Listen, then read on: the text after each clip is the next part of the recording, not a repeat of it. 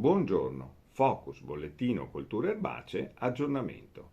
Aggiornamento che oggi riguarderà le notue. È arrivato infatti il momento di andare in campo e verificare la consistenza delle popolazioni di notue per decidere se è necessario intervenire tempestivamente.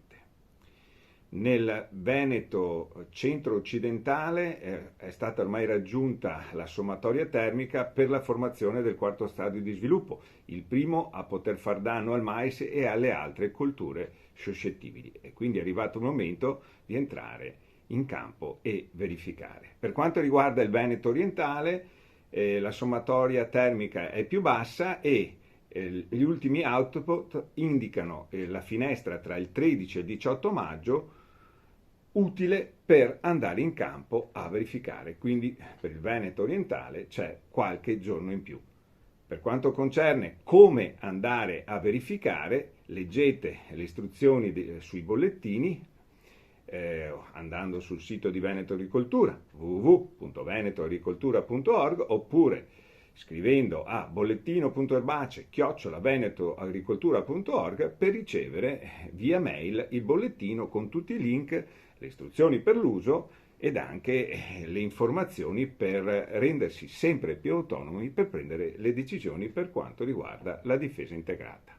È importante andare in campo a verificare la presenza di noto e l'incidenza dei danni tempestivamente, perché in poche notti le notue possono causare un danno rilevante, tale da ridurre la produzione quando le popolazioni superano le soglie di danno, che indicativamente per il mais è un 5% di piante attaccate all'inizio della presenza del quarto stadio, nelle prime fasi della presenza del quarto stadio.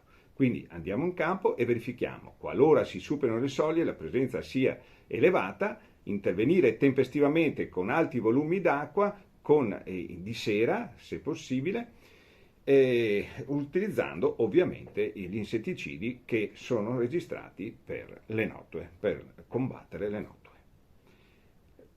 Osservate i bollettini, continuate a controllare le ultime previsioni in modo da intervenire tempestivamente.